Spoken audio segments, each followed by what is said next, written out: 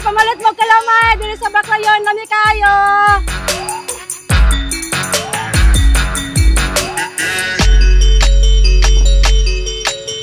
As PMI Bohol Boxing Promotion, in cooperation with the City Government of Tagbilaran, proudly bring you Kumong Bulanon, 17.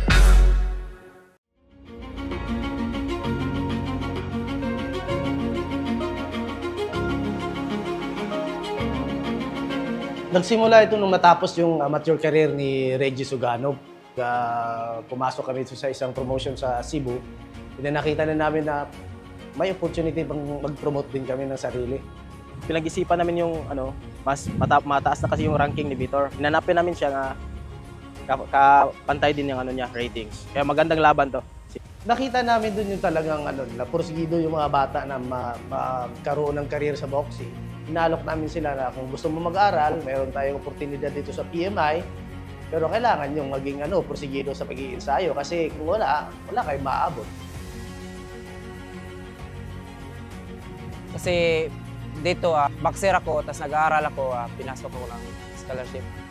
Alam naman natin na ang PMI ay hindi basta-bastang school. Napakaswerte ko po kasi nakapag-aral ako dito ng libre. Dahil sa magandang pagdalakay ay Sir Florce Chavez po, sobrang galing po ni Sir magdala ng isang tao.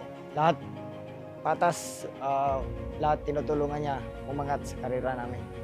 Papasalamat talaga ako sa PMI Boxing Promotions kay Attorney Flor Pudot dahil isa siya sa mga nag-push talaga for boxing community, not just in Tagbilaran but in Bohol. In-expect ko knockout yan. Basta Kumong Bulanon, knockout yan.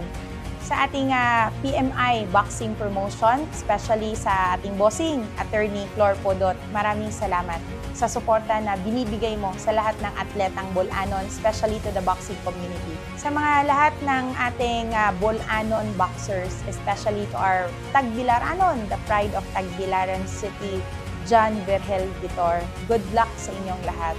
Magpaluyo ninyo ang katibuk-ang Bulanon, ang katibuk-ang pamilya sa Tagbilaran City, naglalawigan sa Bohol.